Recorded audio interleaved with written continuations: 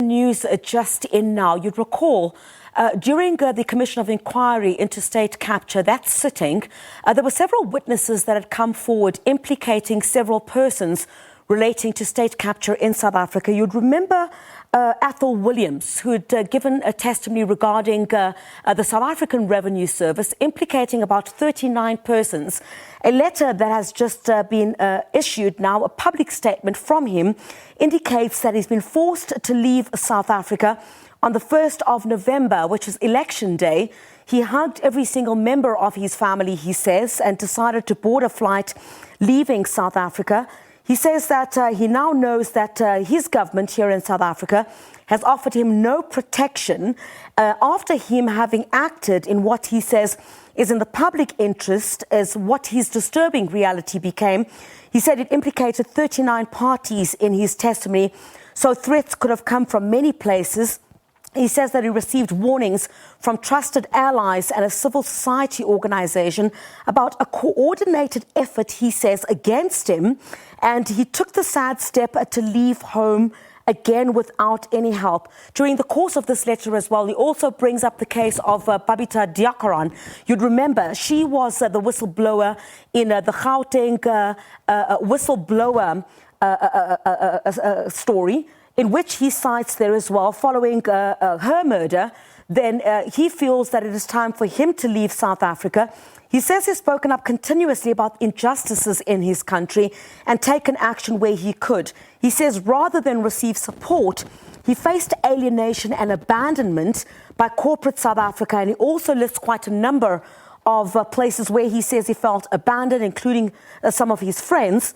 He says that it's a tragedy that those who choose to do the right thing have their lives shattered while everyone looks on. We all need to act to fix this tragedy. This is, of course, a statement from Athol Williams. You'd recall he was one of those who gave testimony at the State Capture Commission of Inquiry, and that is where he had basically implicated several persons. His testimony had regarded the South African Revenue Service, and he says that since then, he's felt that his life was in danger. He has received no support from the government in South Africa following that testimony at the Zondo Commission. And he says that rather than diminish after he had testified, concerns increased about the prospect of prosecutions grew. So he clearly believes there will be no prosecution in terms of what he had brought to light at the Commission of Inquiry into State Capture.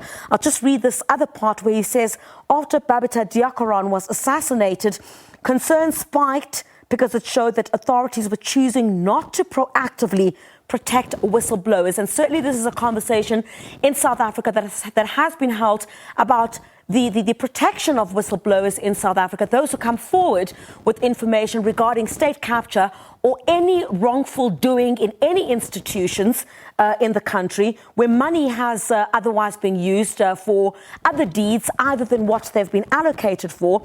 So it seems that Athol Williams believes that he had no protection. He says threats against him had grew, and he certainly could not identify where that was coming from due to the extent of his evidence that he gave at the Commission of Inquiry into State Capture. The testimony there implicating about 39 persons, his testimony relating to the South African Revenue Service. So that is news just in at this particular point. We'll try to get a lot more analysis on this because there had been quite a number of institutions that had raised concerns about whether whistleblowers are able to get the protection that they were supposed to get after opening the lid, I guess, on or blowing the lid on some of the wrongdoings that had been taking place. So Athol Williams indicating he's been forced to leave his country here in South Africa due to safety concerns. We'll hope to get you a lot more on that just very shortly. Perhaps speak to one of those institutions that have raised concern about the safety